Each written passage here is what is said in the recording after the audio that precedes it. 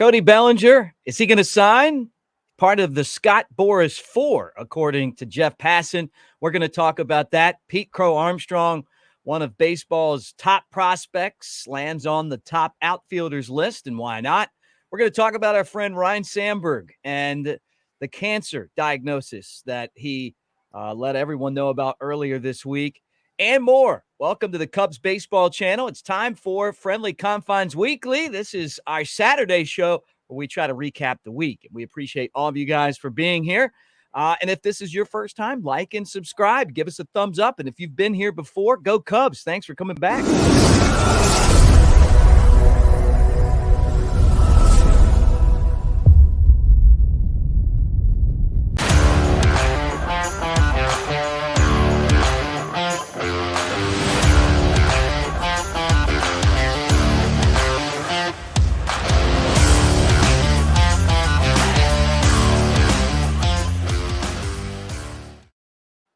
What do you say, everybody? Look at us. Coordinated with the catfish himself, Chad Anderson. I'm Mick Gillispie, at Broadcaster Mick for me, at This Chad is Real for him. I love this. It was unplanned. It was unplanned. Yeah, we didn't, do the girl thing where we text each other and say, what are you going to wear? We didn't do it, but yeah, love look this at stuff. us. Look It's at hot. us. Isn't that It is hot. You got to wear man. something more. It's more. I don't know why. I mean, I guess that means that it's going to be really cold soon. But, no, these are BP tops looking good for the first ever Friendly Confines Weekly, a little bit longer edition of our shows. We kind of look back at what's going on in the week. But at This Chat is Real, at Broadcaster Mick. And again, thank you guys for hanging out with us on the channel. All right, lots to get into, Chad. I mean, a whole lot to get into. And I want to start here. Hollywood Pete, the guy that I call Hollywood Pete, Pete Crow-Armstrong, 12th overall prospect in baseball, but MLB Pipeline has a list of top prospects. Let me just throw this on there. I want to give you a little taste of some Pete Crow-Armstrong highlights, and listen closely and tell me if you recognize anything else in this clip. That's a home run, and that's his fourth. Those are the two guys that matter. Here's the 1-0. Swing, line drive, right in field, and it's a fair ball! It's a fair ball! Pete Crow-Armstrong and the Smokies with the incredible comeback. Wow! With the two-out double in the sixth inning, drove in a run as the pitch is swung on and hammered. Deep right field, Hines back to the warning track, to the wall, and he ties it with a home run. How about that? A little Pete Crow-Armstrong montage there, Chad. I call him Hollywood Pete. There's so many highlights of this guy. It was really kind of hard to pick, but the middle highlight there, the Smokies came back down 5, and he had the game-winning hit with 2 outs in the bottom of the ninth. All those runs came in the bottom of the ninth. You never see that, right? But the guy's clutch, man. He really is. Yeah, I mean, he's accelerated pretty quickly and got his chance in the bigs, and I'm so excited about him.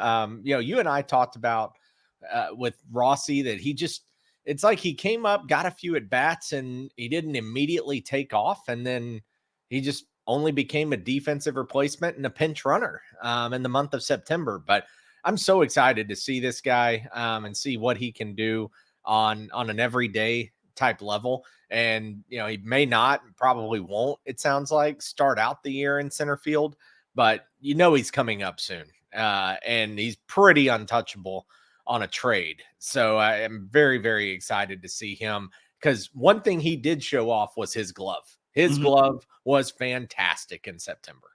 Yeah. Well, his glove was great, and then he's got to get the bat going. You saw a couple highlights. The guy's got power. He's got really fast wrists, and he's going to play in the big leagues. He's going to get hits in the big leagues. He's going to have a good career.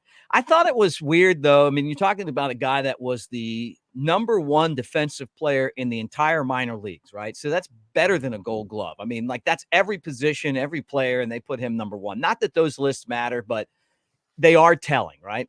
And I've seen Jackson Cherio play, the Brewers outfielder. He's really good too.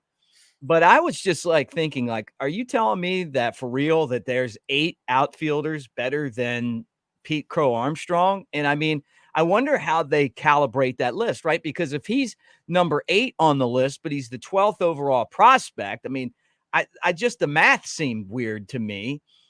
But I got to tell you, like, I'm in his camp big time, and some of you guys are going to say, well, like that. No, listen, if I didn't think he could play, I would tell you, right? I tell the Cubs front office, some of these guys, they'll swear they're prospects, and then you see them and they're just not good enough. This guy's really good. He's got the it factor. There's a lot of great things about him, and I just can't imagine him being 8th on that list. Seems awful low.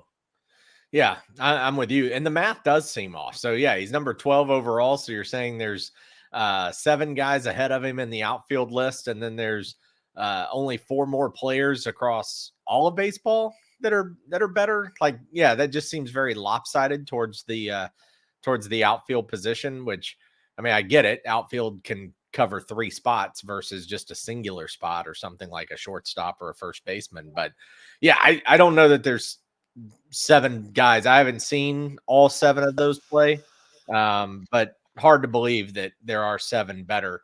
And maybe they're talking about upside, like maybe they just see he's a smaller guy, so they wonder about like major league power or something. I don't know. I'm trying to throw out an excuse for the pipeline here in the ranking, but yeah, I'm pumped for PCA to be a part of the everyday lineup.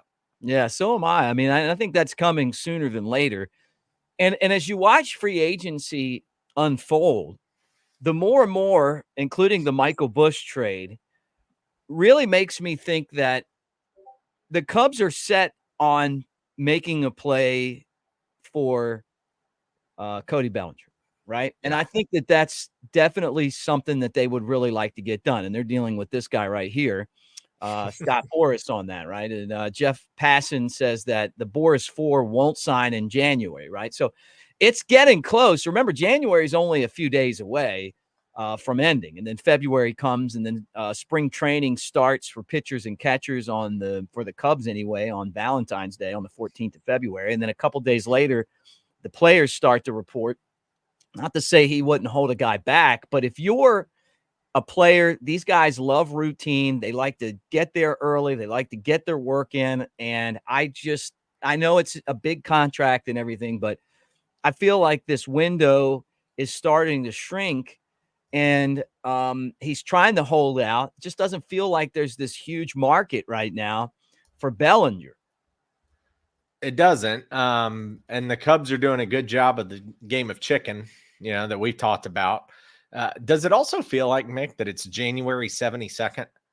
Yeah. Like, I feel like this month is never going to end. And I feel this way every year. Yeah. It drags and drags and drags. What's the latest? Like, I started thinking about this when we did a show a few days ago on this channel. What's a big name that waited until February to sign or got into spring training? And that, you had that one year where, wasn't it Kimbrel and Keuchel that didn't sign forever or something? Yeah. The year that the Cubs got Kimbrel, or maybe they traded, I can't remember, but it was Dallas Keuchel and Craig Kimbrel. I was trying to think, like, this is pretty unusual to go into February if we get there, which it's only a few days away. But if we get to that point and you've got, I mean, at this now, not just one guy not signing. It's not like there's one superstar holding out. There's multiples. And I don't know, like, you've been in more clubhouses than I have. Like, does that mess with things? Like, when he eventually signs, like, does the player come in and the team's like, hell yeah, great, good to see you, whatever? Or is it kind of like, you ain't been here for 2 weeks. We've already been here because you're out here holding out for money. Like, I just kind of wonder what chemistry there is and things like that, or if they all just take it as part of the business. But yeah, this is just unusual. I think that I can remember anyway that you go this long and you got this many free agents still. Some guys that signed late that I can remember: Prince Fielder, huge contract, signed at the end of January in 2012, right? Max Scherzer with the Nationals in 2015. Okay. Crush Davis with the Orioles in 2016. Both got big contracts, and they were, really late into the process. So yeah, I mean, I'm guessing, those guys right off the bat. There's been some guys that have waited until March to get things done. Chris Bryant, I think, was one of those guys. I'm remembering correctly in 2022 when he signed. Carlos Correa, remember that? I do remember, but Correa was the injury thing. Like, that was the physical. Right. Like, he bounced around from it was the Twins, and then the Giants, and then the Mets, and then back to the Twins or something like that. Like, he kind of bounced around. Bryce Harper in 2019. I want to say it was like March. But I don't know. I mean, this is just off the top of my head. I mean, but it is. I think that it's a strategy with Boras, whereas I think most players would probably just prefer to sign and get there and get ready. Now, as far as like the clubhouse goes, I think for the most part, players understand the business aspect of it, and they're accepting of the fact that you have to negotiate. And let me tell you this about Cody Bellinger, and think about this, like, they have to, and I'm talking about Boras and Bellinger, they have to appreciate more than just the money that this contract would bring, because Bellinger becomes the face of baseball in Chicago the minute that he signs. Yeah. There's no one else on the Cubs that's a bigger player than him. And I could tell by, I mean, just the analytics of this channel. And anytime he comes into the room, anytime his name's brought up, there's a pop. When we started this channel, I thought the Cubs were going to trade him. And it's something that I've kicked around for a long time. And when you do what I do, there's a risk to sharing your opinions, right? There's a risk to it, because once you start to give your opinions, and some people are going to not agree with you, and not everyone can say, oh, you know what, I have a disagreement, we disagreement on this, but I still like this guy, right? So especially this day and age in broadcasting, right? So we've got a lot of people that are very vanilla in their delivery and style, and it's why I think a lot of you guys aren't really enamored with your broadcasters anymore, because everyone's just so afraid of saying, hey, and you know what? The other part of that is when you give an opinion and you're wrong, you got to say, hey, I'm wrong. And I've done that too, So I started the channel finally, and I thought, well, they're going to trade him. I'll be able to break down the prospects. And people didn't want to see him go. And then the Cubs caught fire, and he was a big part of that. And it really changed my perspective on the impact that he has, not just on the field, which we all agree is a great player, but the impact on the market itself. And so there has to be a value, at least there should be a value, that the Cubs are saying to Scott Boras, look, this guy's going to, if you guys are smart, this guy's going to be on everything. He should be on billboards. He should be, pitching products. I mean, he could be the face of Chicago baseball, like Rhino, who hasn't played in years, by the way, but you go to town and you see Rhino advertising different stuff. Why couldn't Bellinger do the same thing? Because the Cubs don't have Chris Bryant, Javi Baez, his personality, he's a good looking guy. He's got that smile. He's just the charisma. So that has to be part of this as well. And he's won me over. But with that said, this could draw on, because it feels like Boras isn't getting what he wants. And so he's kind of just like, hey, we're just going to keep playing this thing out. But then eventually I think you get to the point, which is what you were talking about, where it's like, hey, you don't want to mess up the chemistry on the team. I think it's the players really don't even care about that anymore. I mean, all they care about themselves when it comes to these contracts. But with that said, they care about being productive. They care about their routine. They want to get to spring training at the beginning of spring training, avoid injuries. They don't want to have a bad year. And a lot of that is routine oriented. Yeah. And I actually, believe it or not, I would be excited about Bellinger. he's great.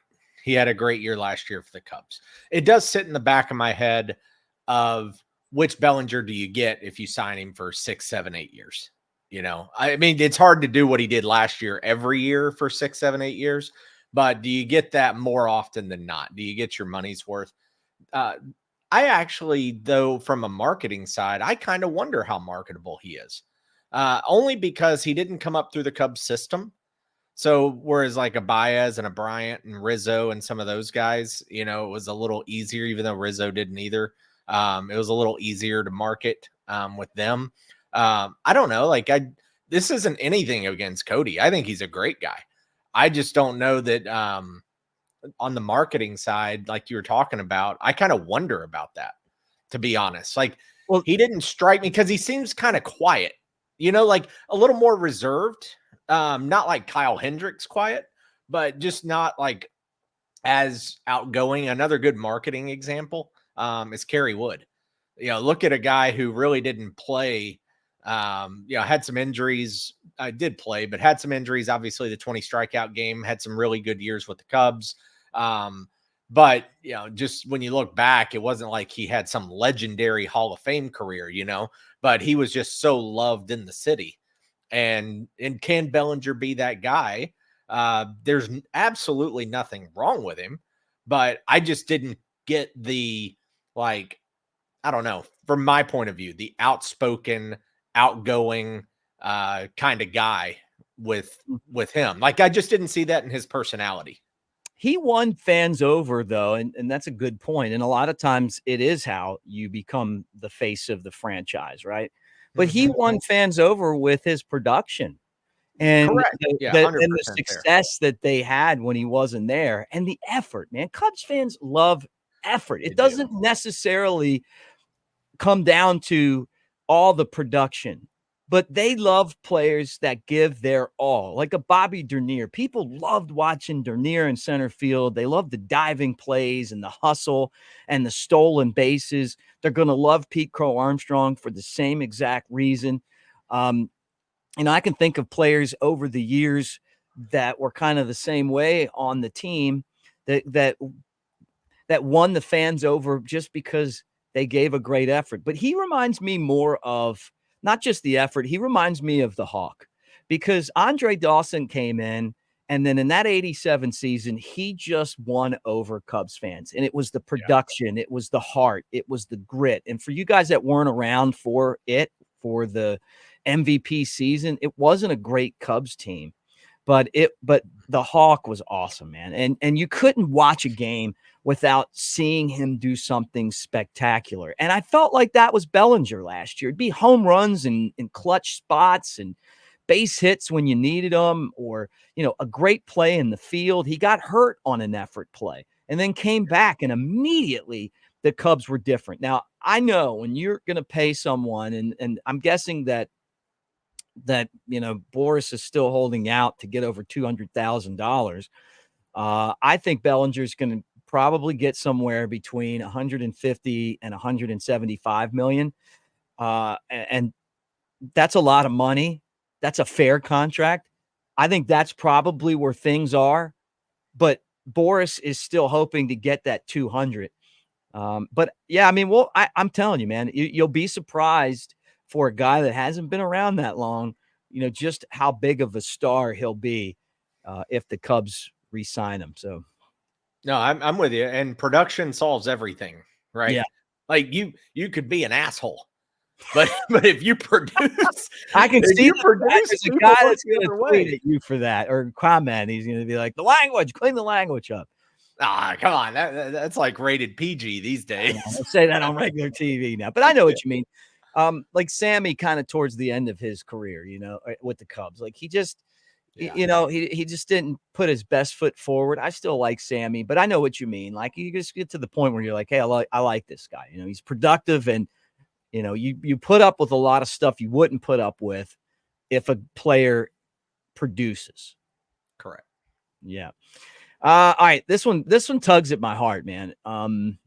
and I've had we did a video on Rhino a couple of days ago. I told you guys, I'm friends with Rhino. I texted him immediately after I found this out. I don't really, I've tried to figure out, because prostate cancer is very curable, but there's some wording in the release that tells me that Rhino's got a very tough uphill battle. And the word is that it has spread to other areas. So once a cancer starts to spread, it can be very difficult to control. And so I think that, like, a lot of people have prostate cancer, and it's just kind of something that you go in, and it's a pretty easy thing. I think for Rhino, he's got a lot of fighting to do. He is a fighter. Yeah. But man, I mean, what he means to the Cubs, what he means to baseball, he's just a Hall of Fame person, Hall of Fame man, my prayers are there. And this one hurts, man. I mean, I hope that he's, one of these guys that pulls off the miracle and eventually rings the bell and beats cancer. Yeah, my heart stopped the other day for a brief second because I was just doing my thing and working, and it's kind of late afternoon or something. And my brother texted me, and he just moved to Colorado, right outside of Denver. Really? And yeah. There's a new cat over there in the Denver area. Was living with grandma.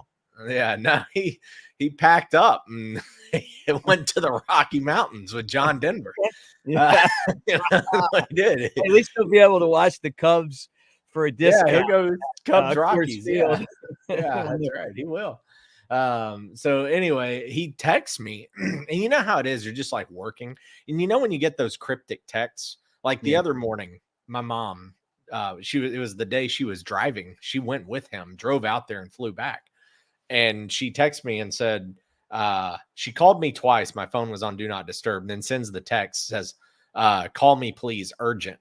And your heart just sinks. Like, my heart was in my stomach. So I'd call her back. I'm like, oh my God, what's wrong? And she was calling to see if the interstates were clear because of the weather. I was like, Mom, you can't send a message like that. Okay? Like, you can't do that immediately. Like, yeah, you can't do that.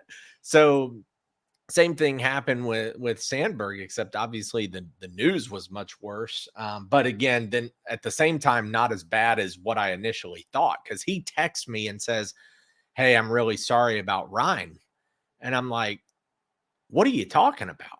Like, I haven't gotten an ESPN alert. I haven't gotten a notification. Nobody else has texted me. Like, and Sandberg is my guy.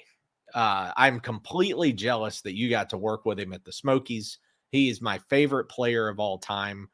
Growing up, I would stand like him in the batter's box. I would buy his gloves, that were, the gloves you buy, and then they got the like player autograph on the inside. Oh yeah, and stuff. Had like the open webbing on some of them. Yeah, like he's my guy. I got 2 autographs. One of them thanks to you. Another one over here. You're welcome. I mean, yeah, I got it. Got it all with Sandberg. Like, he's my man. And when I saw that, like, I just stopped for a second. I'm like, did Sandberg just die? And thank God he didn't.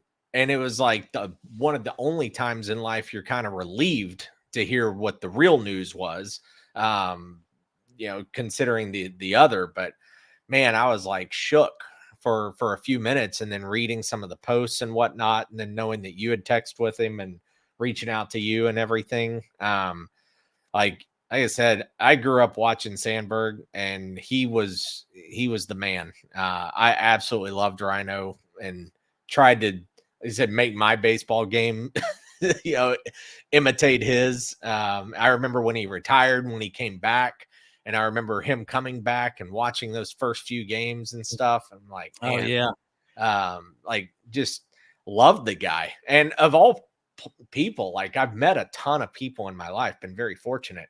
I've never met Rhino. Really? But yeah, never met him. So you're gonna have to set that one up for me.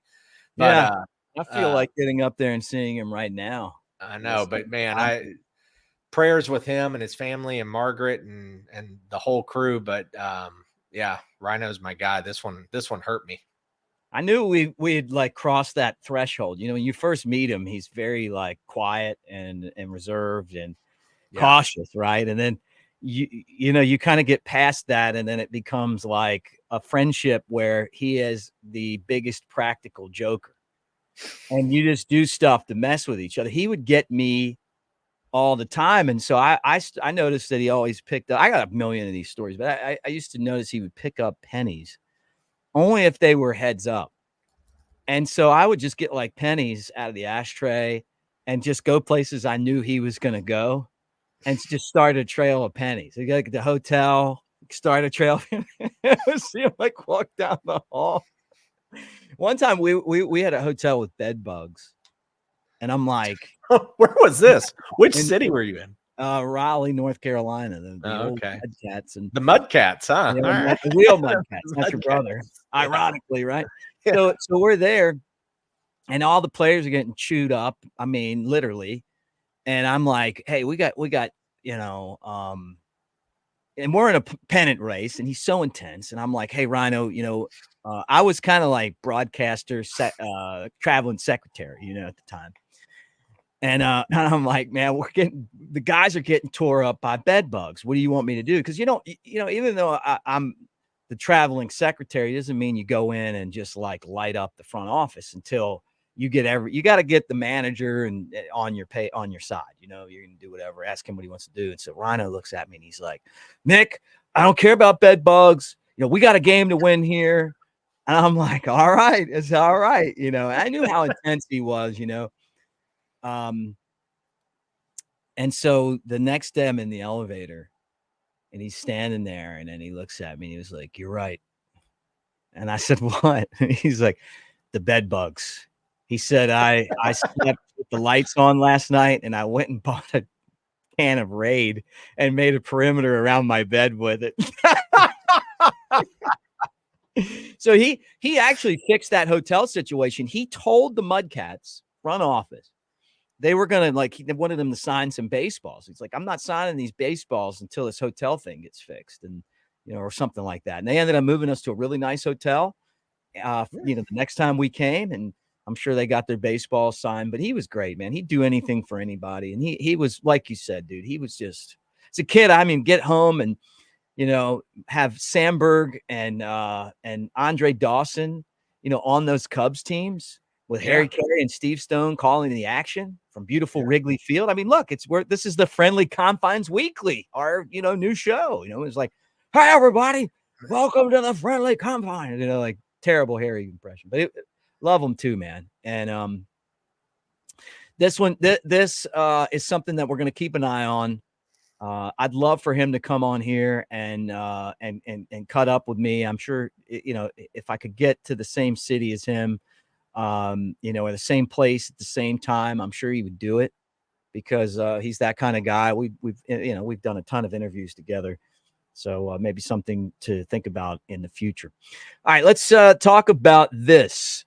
You know, in like fantasy football, when you're drafting, you do the fantasy football draft, and like, you know, it's like one guy takes a receiver and then the next guy takes a receiver, and then all of a sudden all the good receivers are off the board, or, you know, somebody will take Travis Kelce and then the next guy will take George Kittle, and all the tight ends go Mark Andrews, you know. Yep.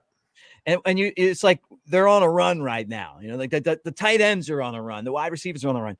Major League Baseball closers are on a run. And you could tell that the whole thing hinged on Josh Hader. And then Hader signed with the Astros. And then all of a sudden you turn around. Aroldis Chapman signed with the Pirates, a 1-year deal. Yep. David Robertson, who's in this picture, was signed by the Rangers. He's a guy the Cubs had, and remember, they traded him to the Phillies a few years ago at the deadline, and they got Ben Brown back, one of their top pitching prospects. But it's just, have you noticed that all? And a lot of these guys have pitched for the Cubs. I mean, Aroldis Chapman, David Robertson. Well, when you're in the bullpen, like the bullpen, if you can get really, really good at naming bullpen guys, you're going to destroy the immaculate grid. because the Immaculate Grid, I mean, is built for bullpen knowledge, because those guys, you just don't see it happen that often. Like there's so many journeymen when it comes to bullpen. You know, you don't have the middle reliever who stays in the same role with the same team for 12 years or 7 years or anything. It's usually like 1 and 2 and sometimes 3-year type situations. And middle relievers are also, they're that group that they become extra expendable at the deadline. You know, like, oh, I need to bolster my bullpen. Let me grab like one guy here from an average or below average team, but they got a good middle reliever, or a guy who can chew up some innings in the playoffs, or a guy who's got some playoff experience, you know, or things like that. But yeah, and you know, you mentioned it. I mean, there was just a topic a minute ago where talking about Boras, he's kind of holding everything hostage because he's got 4 guys, you know, who aren't signing. But all it takes is the first domino. I mean, Hader goes and now other guys go. Well, once a Boras client goes, you know, you're probably going to see it pick up a little bit. So all those things they do, they kind of come in bunches or groups or, you know, the same category. So not too surprising, but closers also, we talked about this. I still kind of look at it and go, you know, are closers misused? And, you know, I don't know, like there are so few closers in the game who are really, really special, like truly special. So I don't know. Hader's one, but I don't know. Would you pay $19 million a year for a closer? No, I don't think so, man. I mean, I just think that you'd have to have like Mariano Rivera, like somebody that just has a rubber arm and basically nails it down every time. Right. I feel like I need to say this too. The Boras Four, as Passen referred to him as, I like Jeff Passen a lot, is obviously is Belli and Jordan Montgomery and Blake Snell and Matt Chapman. Those are the Boras Four, you know, so keep an eye on those guys. But you're right, man. I mean, this, you know, these closer contracts, we did a podcast. You guys can go back and watch it. It had a guy named Tim Kistner on here, who's like a really good scout. He was on the last Baseball Scout podcast, and he was talking about why teams are, you know, like they're using the bullpen so much, and it's like it's a you know, it's a value thing, you know. I mean, like you can get a whole bullpen for $14 million. It would be, or $19 million. That would be really good, right? And those guys burn out fast too, you know, because you're in there huffing and, you know, what I've heard people call it gorilla ball. You're just coming in there and throwing really hard and, you know, and trying to hump, and you know, you're not really using a lot of finesse, and so they burn out fast. So you kind of recycle through these guys. But, you know, Robertson, one of the best in his career, and someone that the Cubs, you know, we'll always remember because the Cubs got Ben Brown, and we'll see what Ben Brown does, right? You know, it's interesting. Like my tie to David Robertson is I called high school football when he was a place kicker. Really? Yeah. So he went to Bryant High School in Tuscaloosa, and I did Bryant High School football on Friday nights for 2 years, the Bryant Stampede, and Robertson was the kicker. Yeah, obviously he played baseball for the high school too. Took him to semis, maybe. I don't think it wasn't the state championship, quarters or semis for baseball. But yeah, I hadn't talked to him in 20 years, but good guy back then. So he's always seemed to be pretty highly regarded.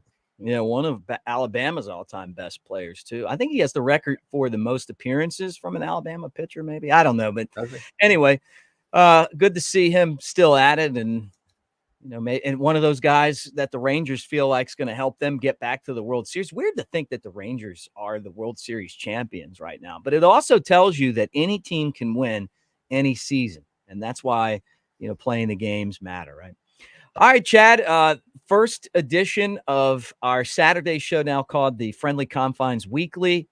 How did it feel for you in the Friendly Confines? Who doesn't like the friendly confines, man? I am so excited. We're just a few weeks away from spring training, pitchers and catchers. Yeah.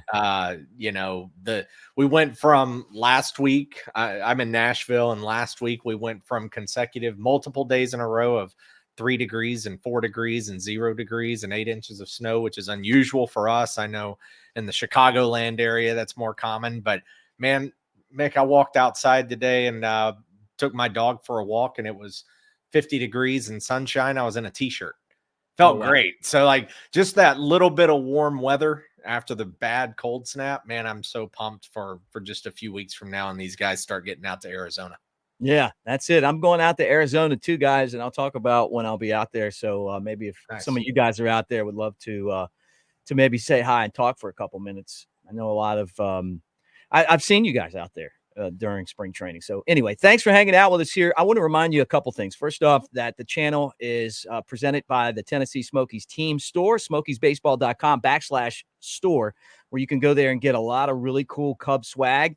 Stuff like this. Like you can match us. They've got Cubs gear. They've got Smokies gear. They won the first championship in 45 years.